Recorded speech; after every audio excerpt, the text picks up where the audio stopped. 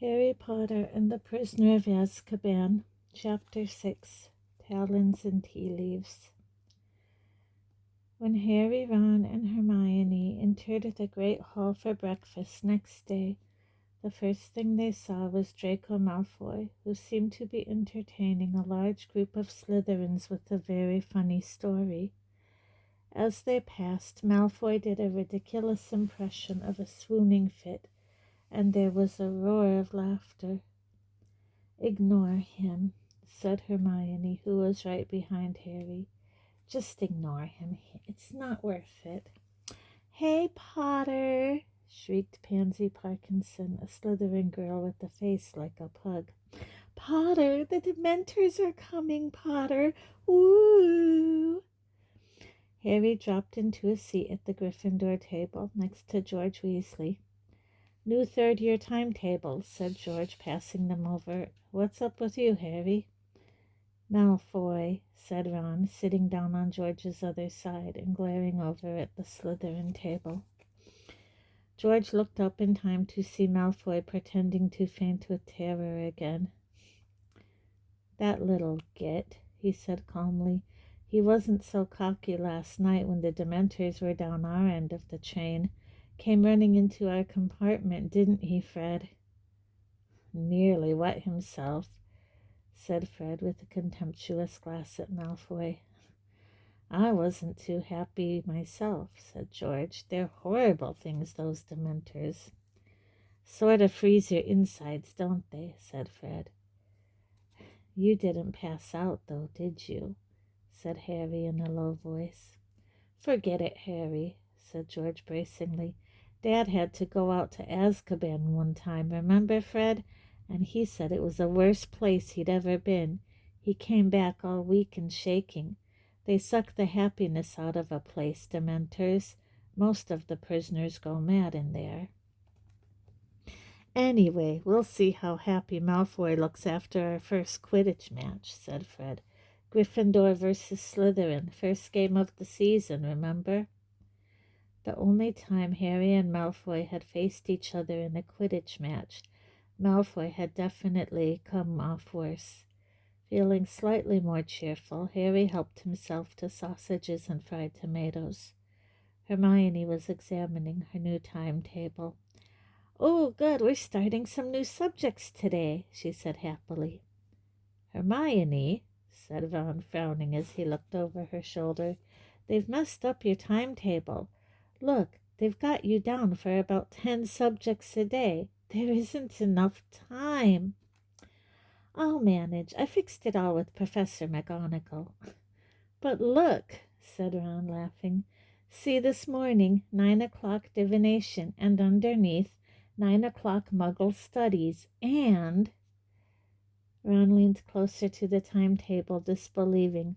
"Look, underneath that, arithmancy, 9 o'clock. I mean, I know you're good, Hermione, but no one's that good. How are you supposed to be in 3 classes at once?" "Don't be silly," said Hermione shortly. "Of course I won't be in 3 classes at once." "Well then, pass the marmalade," said Hermione. "But, oh, Ron, what's it to you if my timetable's a bit full?" Hermione snapped. "I told you I fixed it all with Professor McGonagall." Just then Hagrid entered the great hall. He was wearing his long moleskin overcoat and was absent-mindedly swinging a dead polecat from one enormous hand. "All right," he said eagerly, pausing on the way to the staff table. "You're in my first ever lesson, right after lunch. Been up since 5 getting everything ready. Hope it's okay. Me a teacher, honestly."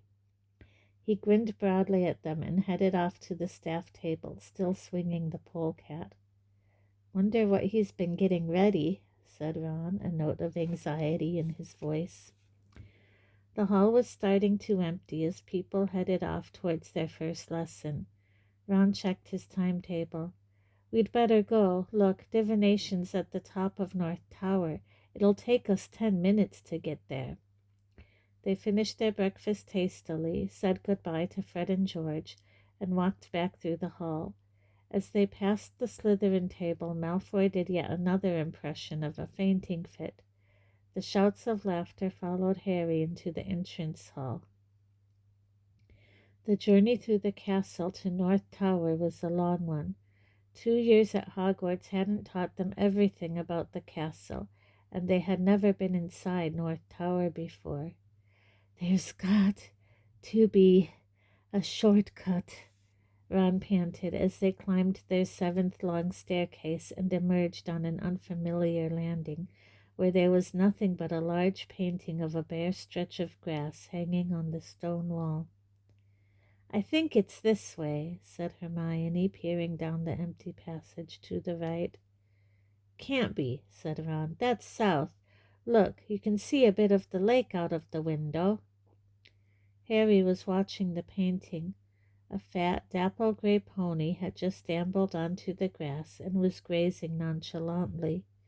Harry was used to the subjects of Hogwarts paintings moving around and leaving their frames to visit each other, but he always enjoyed watching them.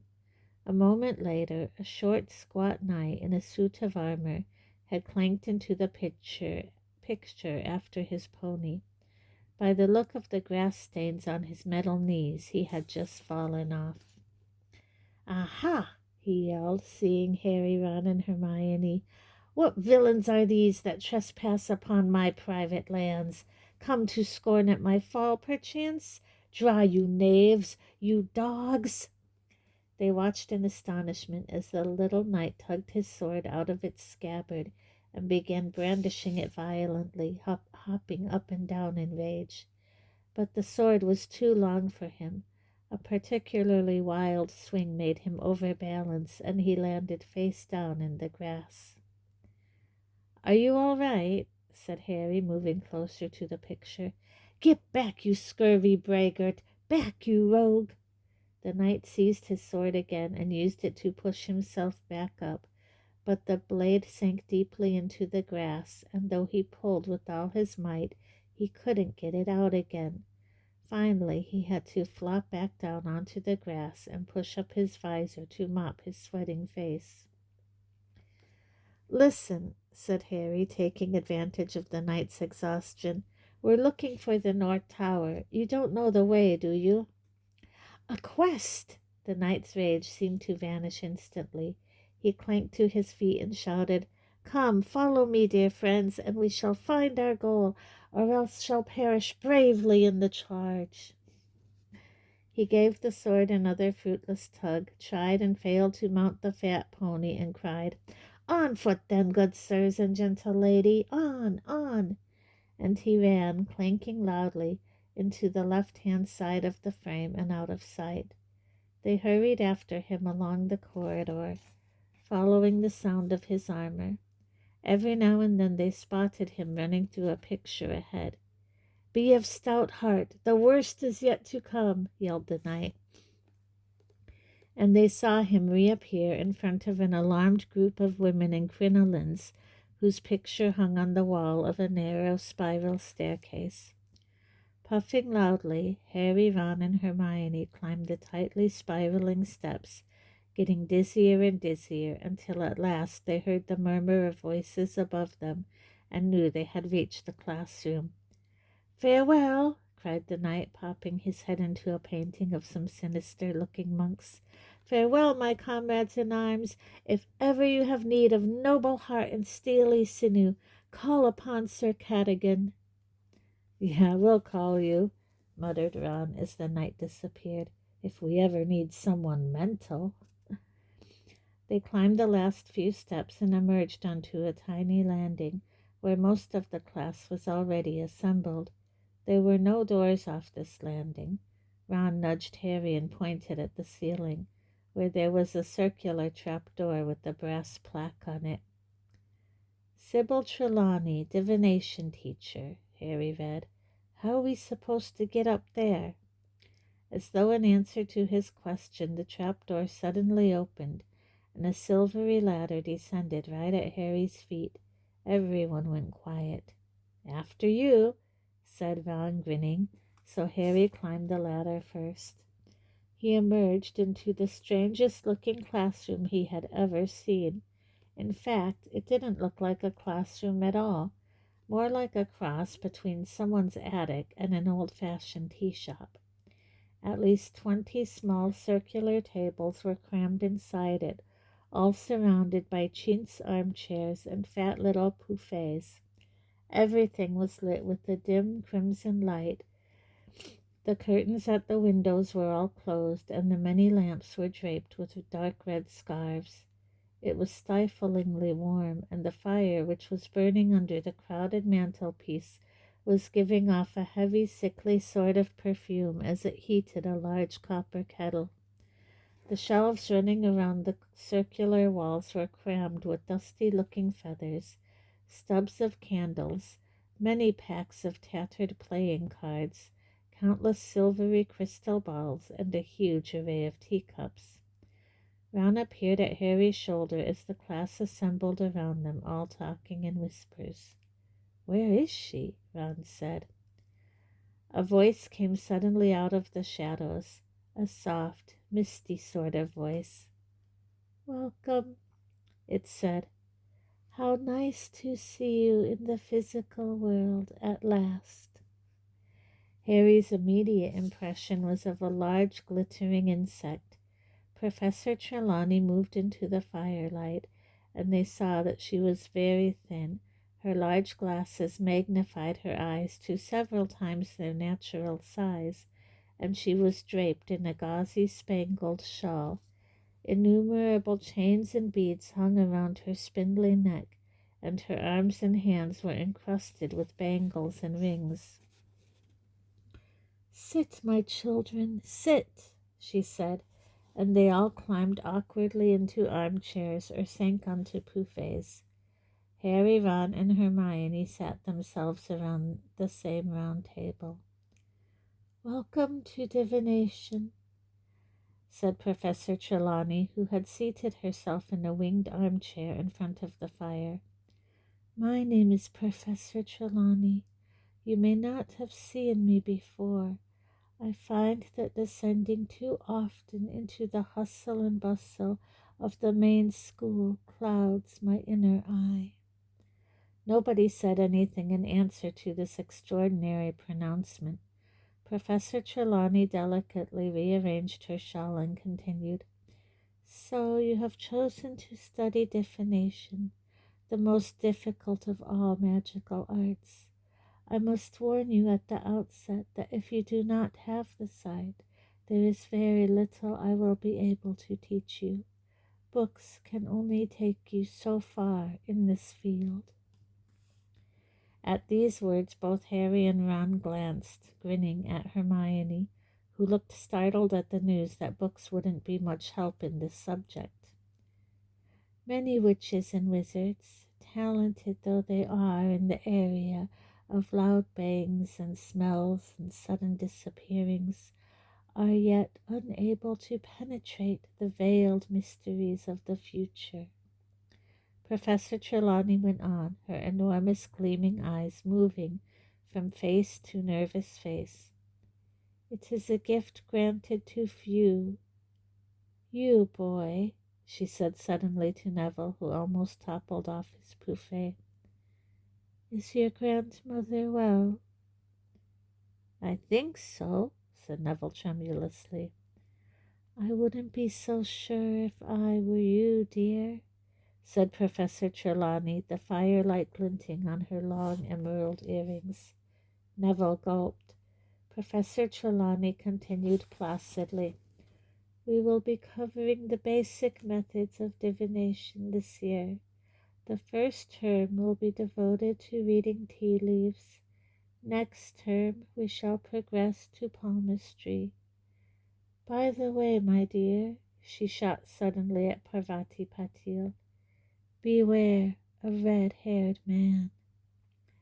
Parvati gave a startled look at Ron, who was right behind her, and edged her chair away from him.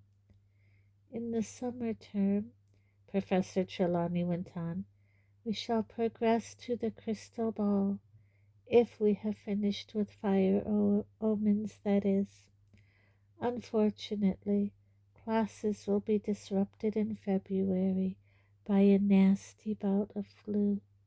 I, myself, will lose my voice, and around Easter, one of our number will leave us forever. A very tense silence followed this pronouncement, but Professor Trelawney seemed unaware of it.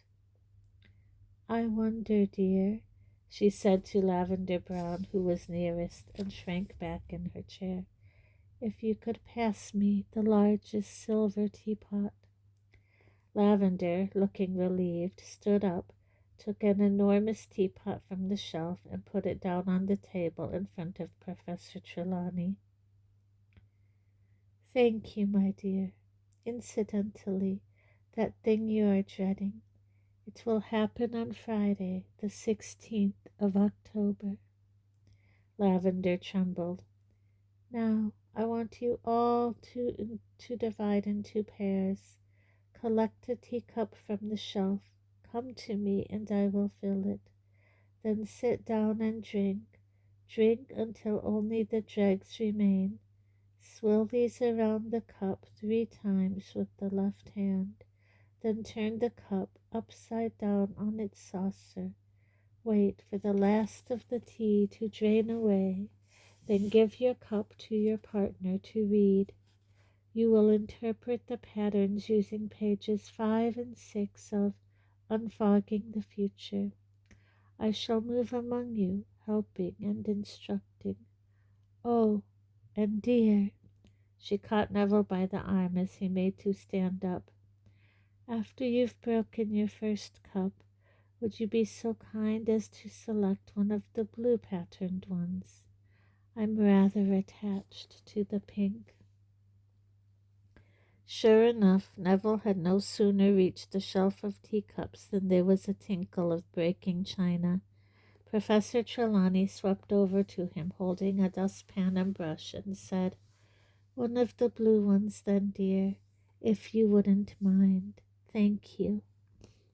When Harry and Ron had had their teacups filled, they went back to their table and tried to drink the scalding tea quickly. They swirled the dregs around as Professor Trelawney had instructed, then drained the cups and swapped them. Right, said Ron, as they both opened their books at pages 5 and 6. What can you see in mine? A load of soggy brown stuff, said Harry. The heavily perfumed smoke in the room was making him feel sleepy and stupid. Broaden your minds, my dears, and allow your eyes to see past the mundane, Professor Trelawney cried through the gloom. Harry tried to pull himself together. Right, you've got a wonky sort of cross, he said, consulting Unfogging the Future. That means you're going to have trials and suffering. Sorry about that. But there's a thing that could be the sun. Hang on, that means great happiness. So you're going to suffer, but be very happy. Your inner eye needs testing, if you ask me, said Ron, and they both had to stifle their laughs as Professor Trelawney gazed in their direction. My turn. Ron peered into Harry's teacup, his forehead wrinkled with effort.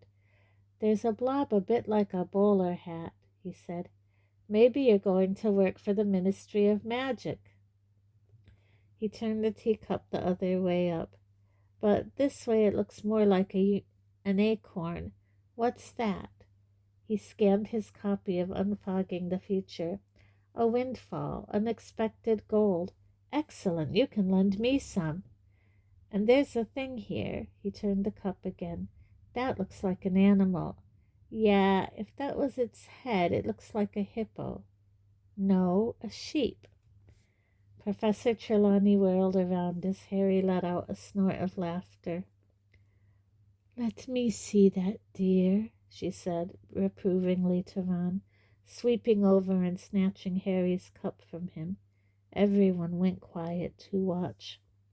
Professor Trelawney was staring into the cup, rotating it anti-clockwise. The falcon. My dear, you have a deadly enemy. But everyone knows that, said Hermione in a loud whisper. Professor Trelawney stared at her. Well, they do, said Hermione. Everybody knows about Harry and you-know-who. Harry and Ron stared at her with a mixture of amazement and admiration. They had never heard Hermione speak to a teacher like that before. Professor Trelawney chose not to reply. She lowered her huge eyes to Harry's cup again and continued to turn it. The club, an attack. Dear, dear, this is not a happy cup. I thought that was a bowler hat, said Ron sheepishly. The skull. Danger in your path, my dear. Everyone was staring transfixed as Professor Trelawney, who gave the cup a final turn, gasped and then screamed. There was another tinkle of breaking china. Neville had smashed his second cup. Professor Trelawney sank into a vacant armchair, her glittering hand at her heart and her eyes closed. My dear boy, my poor dear boy, no, it is kinder not to say. No, don't ask me. What is it, Professor? Said Dean Thomas at once. Everyone had got to their feet, and slowly they crowded around Harry and Ron's table, pressing close to Professor Trelawney's chair to get a good look at Harry's cup. My dear, Professor Trelawney's huge eyes opened dramatically. You have the grim. The what? Said Harry. He could tell that he wasn't the only one who didn't understand.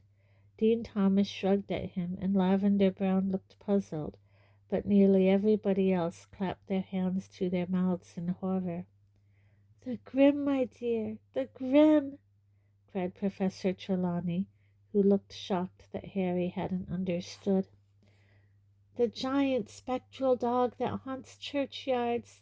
My dear boy, it is an omen, the worst omen of death.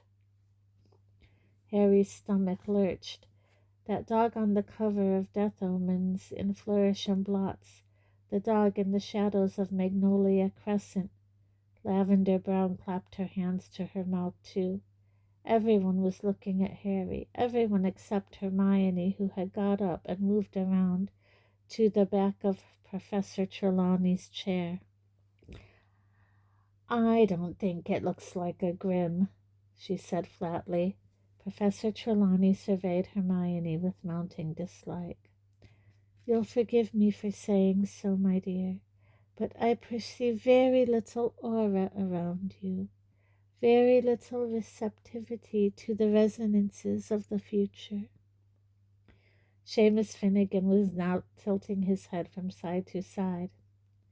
It looks like a grim if you do this, he said with his eyes almost shut.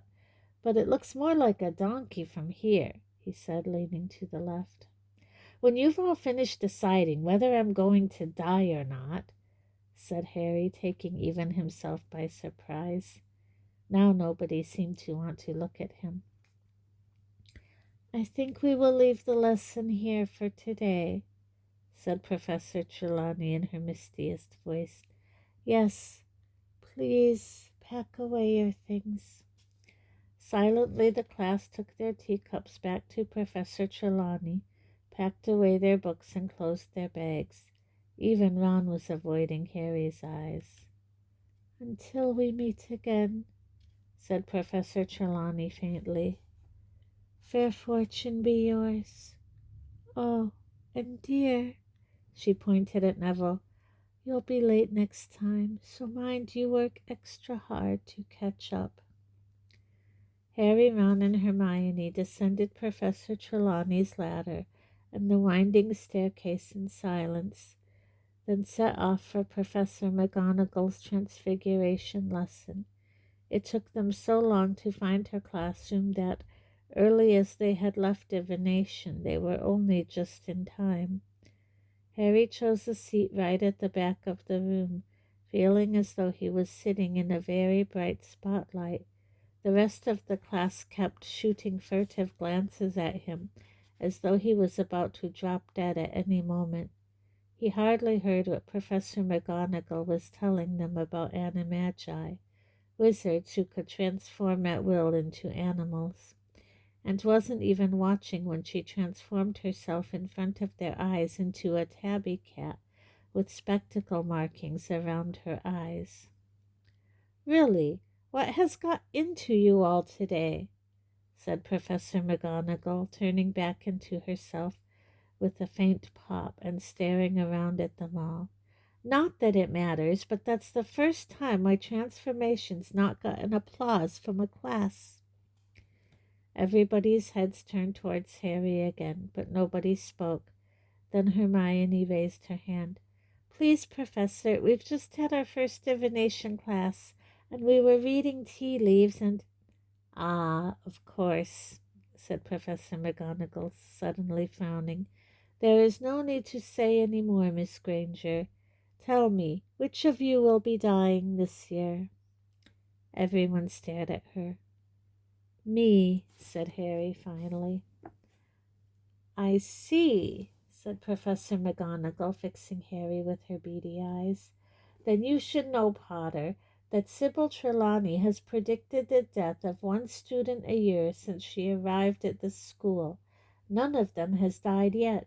Seeing death omens is her favorite way of greeting a new class. If it were not for the fact that I never speak ill of my colleagues—" Professor McGonagall broke off, and they saw that her nostrils had gone white. She went on more calmly. "Divination is one of the most imprecise branches of magic. I shall not conceal from you that I have very little patience with it. True seers are very rare, and Professor Trelawney—" She stopped again, and then said in a very matter-of-fact tone, "You look in excellent health to me, Potter, so you will excuse me if I don't let you off homework today. I assure you that if you die, you will not need to hand it in." Hermione laughed. Harry felt a bit better. It was harder to feel scared of a lump of tea leaves away from the dim red light and befuddled perfume of Professor Trelawney's classroom. Not everyone was convinced, however. Ron still looked worried, and Lavender whispered, "But what about Neville's cup?" When the Transfiguration class had finished, they joined the crowd thundering towards the great hall for lunch. "Ron, cheer up," said Hermione, pushing a dew of stew towards him. "You heard what Professor McGonagall said." Ron spooned stew onto his plate and picked up his fork, but didn't start. "Harry," he said in a low, serious voice, "you haven't seen a great black dog anywhere, have you?" "Yeah, I have," said Harry. "I saw one the night I left the Dursleys." Ron let his fork fall with a clatter. "Probably a stray," said Hermione calmly. Ron looked at Hermione as though she had gone mad. "Hermione, if Harry's seen a Grim, that's bad," he said. My Uncle Bilious saw one, and he died 24 hours later." "Coincidence?" said Hermione airily, pouring herself some pumpkin juice. "You don't know what you're talking about," said Ron, starting to get angry. "Grims scare the living daylights out of most wizards." "There you are, then," said Hermione in a superior tone. "They see the Grim and die of fright. The Grim's not an omen, it's the cause of death. And Harry's still with us because he's not stupid enough to see one and think, 'Right, well, I'd better pop my clogs then.'" Ron mouthed wordlessly at Hermione, who opened her bag, took out her new arithmancy book, and propped it open against the juice jug. "I think divination seems very woolly," she said, searching for her page. "A lot of guesswork, if you ask me." "There was nothing woolly about the Grim in that cup," said Ron hotly. "You didn't seem quite so confident when you were telling Harry it was a sheep," said Hermione coolly.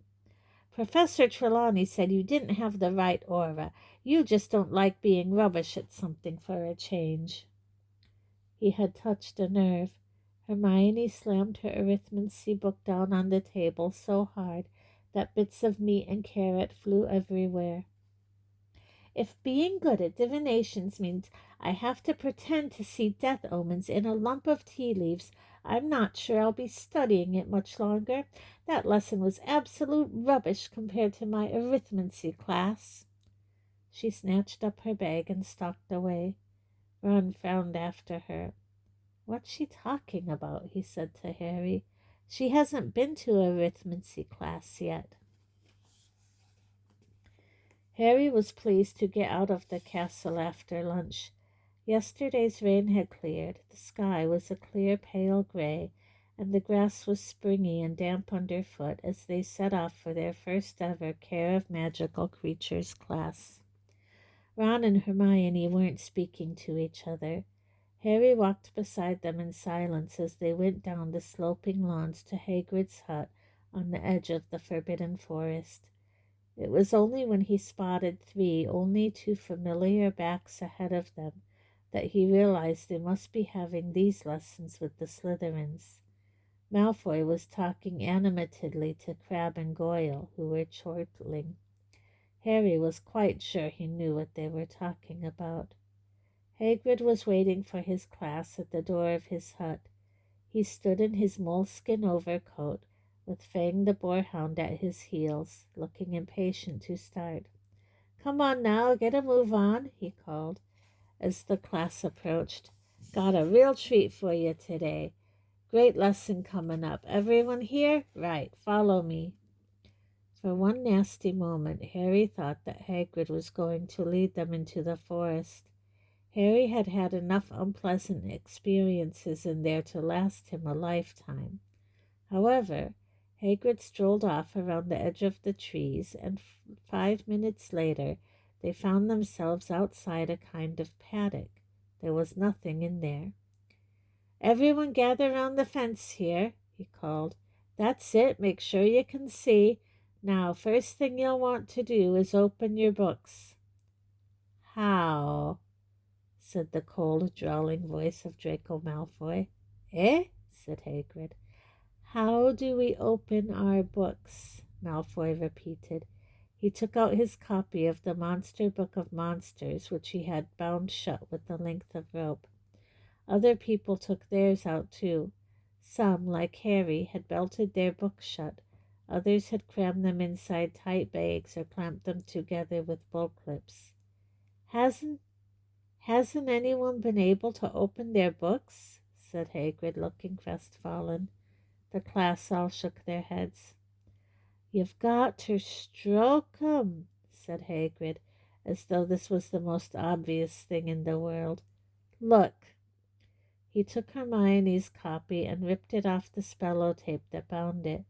The book tried to bite, but Hagrid ran a giant forefinger down its spine, and the book shivered, and then fell open and lay quiet in his hand. "Oh, how silly we've all been," Malfoy sneered. "We should have stroked them. Why didn't we guess?" I thought they were funny," Hagrid said uncertainly to Hermione. "Oh, tremendously funny," said Malfoy. "Really witty, giving us books that try and rip our hands off." "Shut up, Malfoy," said Harry quietly. Hagrid was looking downcast, and Harry wanted Hagrid's first lesson to be a success. "Right then," said Hagrid, who seemed to have lost his thread. So you've got your books, Sam, and now you need the magical creatures. Yeah, I'll go and get 'em. Hang on." He strode away from them into the forest and out of sight. "God, this place is going to the dogs," said Malfoy loudly. "That oaf teaching classes. My father'll have a fit when I tell him." "Shut up, Malfoy," Harry repeated. "Careful, Potter, there's a Dementor behind you." "Ooh," squealed Lavender Brown, pointing towards the opposite end of the paddock. Trotting towards them were a dozen of the most bizarre creatures Harry had ever seen. They had the bodies, hind legs, and tails of horses, but the front legs, wings, and heads of what seemed to be giant eagles, with cruel steel-colored beaks and large, brilliantly orange eyes. The talons on their front legs were 1/2 foot long and deadly-looking. Each of the beasts had a thick leather collar around its neck, which was attached to a long chain, and the ends of all of these were held in the vast hands of Hagrid, who came jogging into the paddock behind the creatures. "Gee up there!" he roared, shaking the chains and urging the creatures towards the fence where the class stood. Everyone drew back slightly as Hagrid reached them and tethered the creatures to the fence. "Hippogriffs!" Hagrid roared happily, waving a hand at them. "Beautiful, aren't they?" Harry could sort of see what Hagrid meant. Once you had got over the first shock of seeing something that was half horse, half bird, you started to appreciate the hippogriffs' gleaming coats, changing smoothly from feather to hair, each of them a different color: stormy gray, bronze, a pinkish roan, gleaming chestnut, and inky black. "So," said Hagrid, rubbing his hands together and beaming around, "if you want to come a bit nearer—" No one seemed to want to. Harry, Ron, and Hermione, however, approached the fence cautiously. "Now, first thing you gotta know about hippogriffs is they're proud," said Hagrid. "Easily offended, hippogriffs are. Don't never insult one, 'cause it might be the last thing you do." Malfoy, Crabbe, and Goyle weren't listening. They were talking in an undertone, and Harry had a nasty feeling that they were plotting how best to disrupt the lesson. "You always wait for the hippogriff to make the first move," Hagrid continued. "It's polite, see? You walk towards him and you bow and you wait. If he bows back, you're allowed to touch him. If he doesn't bow, then get away from him sharpish, 'cause those talons hurt." "Right. Who wants to go first?" Most of the class backed further away in answer. Even Harry, Ron, and Hermione had misgivings. The hippogriffs were tossing their fierce heads and flexing their powerful wings. They didn't seem to like being tethered like this. "No one?" said Hagrid with a pleading look. "I'll do it," said Harry. There was an intake of breath from behind him, and both Lavender and Parvati whispered, "Oh no, Harry, remember your tea leaves." Harry ignored them. He climbed over the paddock fence. "Good man, Harry," roared Hagrid. "Right then, let's see how you get on with Buckbeak." He untied one of the chains, pulled the gray hippogriff away from his fellows, and slipped off his leather collar. The class on the other side of the paddock seemed to be holding its breath. Malfoy's eyes were narrowed maliciously. "Easy now, Harry," said Hagrid quietly. You've got eye contact. Now try not to blink. Hippogriffs don't trust you if you blink too much." Harry's eyes immediately began to water, but he didn't shut them. Buckbeak had turned his great sharp head and was staring at Harry with one fierce orange eye. "That's it," said Hagrid. "That's it, Harry. Now bow." Harry didn't feel much like exposing the back of his neck to Buckbeak, but he did as he was told. He gave a short bow and then looked up. The hippogriff was still staring haughtily at him. It didn't move. "Ah," said Hagrid, sounding worried. "Right. Back away easy now, Harry. Easy does it." But then, to Harry's enormous surprise, the hippogriff suddenly bent his scaly front knees and sank into what was an unmistakable bow. "Well done, Harry," said Hagrid, ecstatic. "Right. You can touch him. Pat his beak. Go on." Feeling that a better reward would have been to back away, Harry moved slowly towards the hippogriff and reached out towards him. He patted the beak several times, and the hippogriff closed his eyes lazily as though enjoying it. The class broke into applause, all except for Malfoy, Crabbe, and Goyle, who were looking extremely disappointed. "Right then, Harry," said Hagrid. "I reckon he might let you ride him." This was more than Harry had bargained for. He was used to a broomstick, but he wasn't sure a hippogriff would be quite the same. "You climb up there, just behind the wing joint," said Hagrid, "and mind you don't pull any of his feathers out. He won't like that." Harry put his foot up on the top of Buckbeak's wing and hoisted himself onto his back. Buckbeak stood up. Harry wasn't sure where to hold on.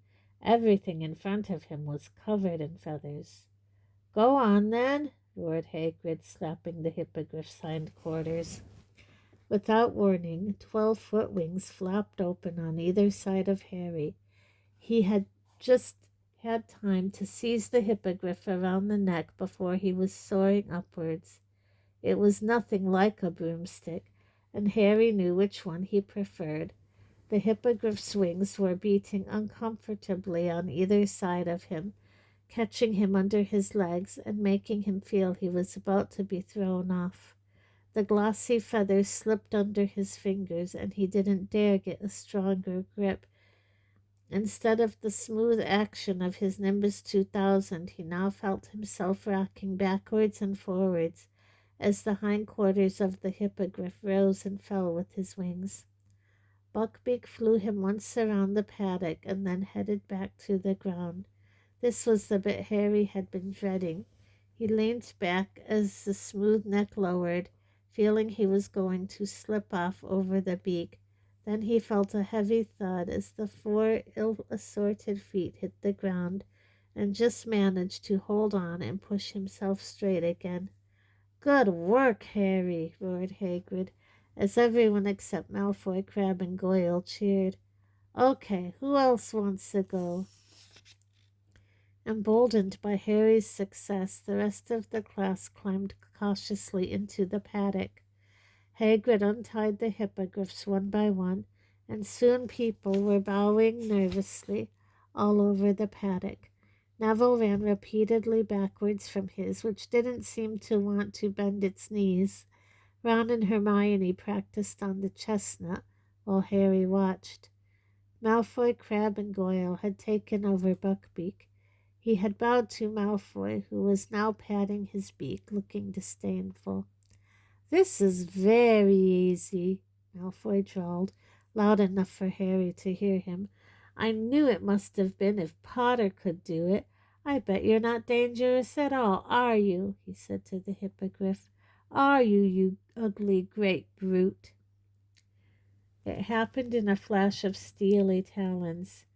Malfoy let out a high-pitched scream, and next moment Hagrid was wrestling Buckbeak back into his collar as he strained to get at Malfoy, who lay curled in the grass, blood blossoming over his robes. "I'm dying!" Malfoy yelled as the class panicked. "I'm dying! Look at me! It's killed me!" "You're not dying," said Hagrid, who had gone very white. "Someone help me. Gotta get him out of here." Hermione ran to open the gate while Hagrid lifted Malfoy easily. As they passed, Harry saw that there was a long, deep gash in Malfoy's arm. Blood spattered the grass, and Hagrid ran with him up the slope towards the castle. Very shaken, the Care of Magical Creatures class followed at a walk. The Slytherins were all shouting about Hagrid.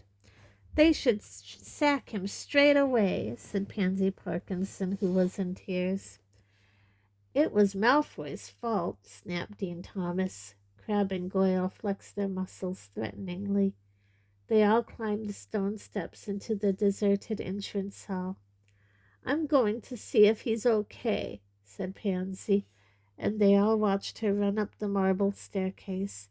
The Slytherins, still muttering about Hagrid, headed away in the direction of their dungeon common room. Harry, Ron, and Hermione proceeded upstairs to Gryffindor Tower. "Do you think he'll be all right?" said Hermione nervously. "Course he will. Madame Pomfrey can mend cuts in about a second," said Harry, who had had far worse injuries mended magically by the matron. "That was a really bad thing to happen in Hagrid's first class, though, wasn't it?" said Ron, looking worried. "Trust Malfoy to mess things up for him."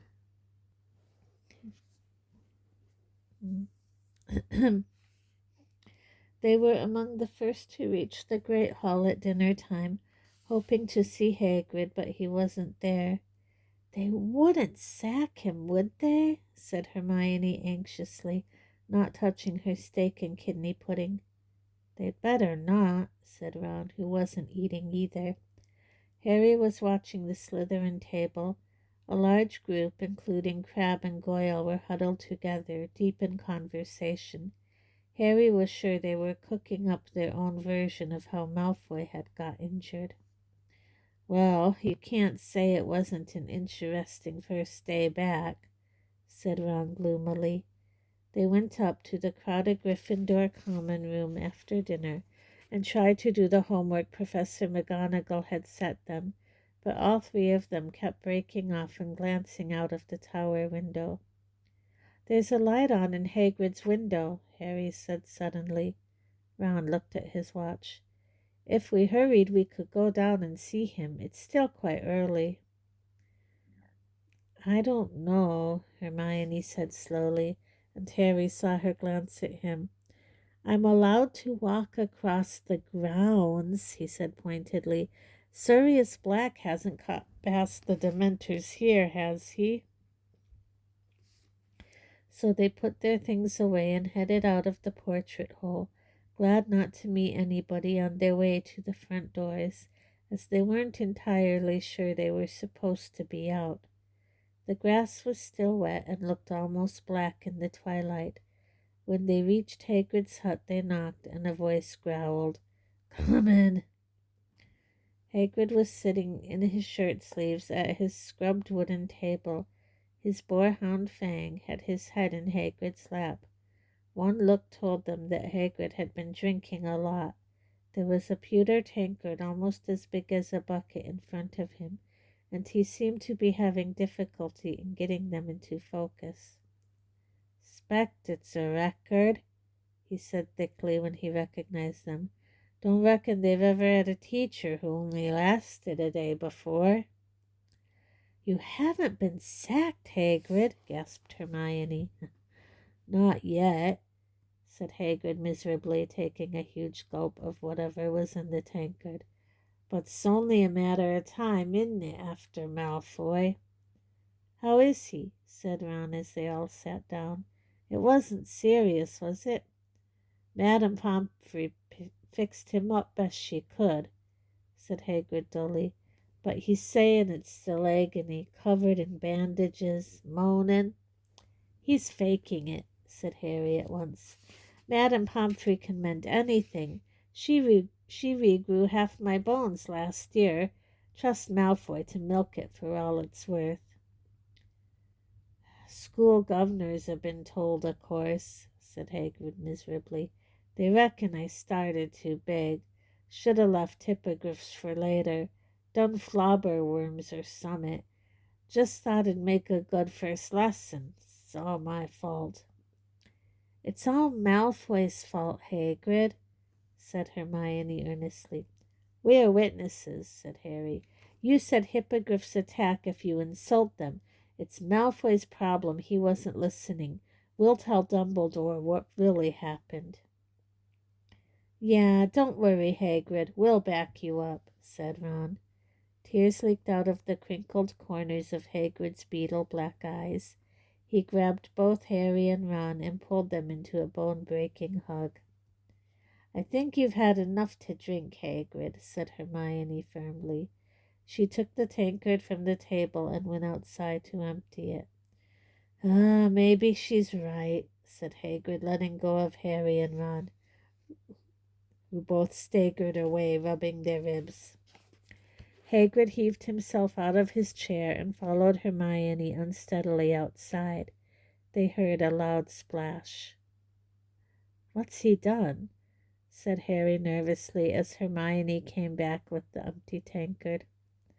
"Stuck his head in the water barrel," said Hermione, putting the tankard away. Hagrid came back, his long hair and beard sopping wet, wiping the water out of his eyes. "That's better," he said, shaking his head like a dog and drenching them all. "Listen, it was good of you to come and see me. I really—" Hagrid stopped dead, staring at Harry as though he'd only just realized he was there. "What do you think you're doing, eh?" he roared, so suddenly that they jumped a foot in the air. "You're not to go wandering around after dark, Harry, and you too, letting him." Hagrid strode over to Harry, grabbed his arm, and pulled him to the door. "Come on," Hagrid said angrily. "I'm taking you all back up to school, and don't let me catch you walking down to see me after dark again. I'm not worth that."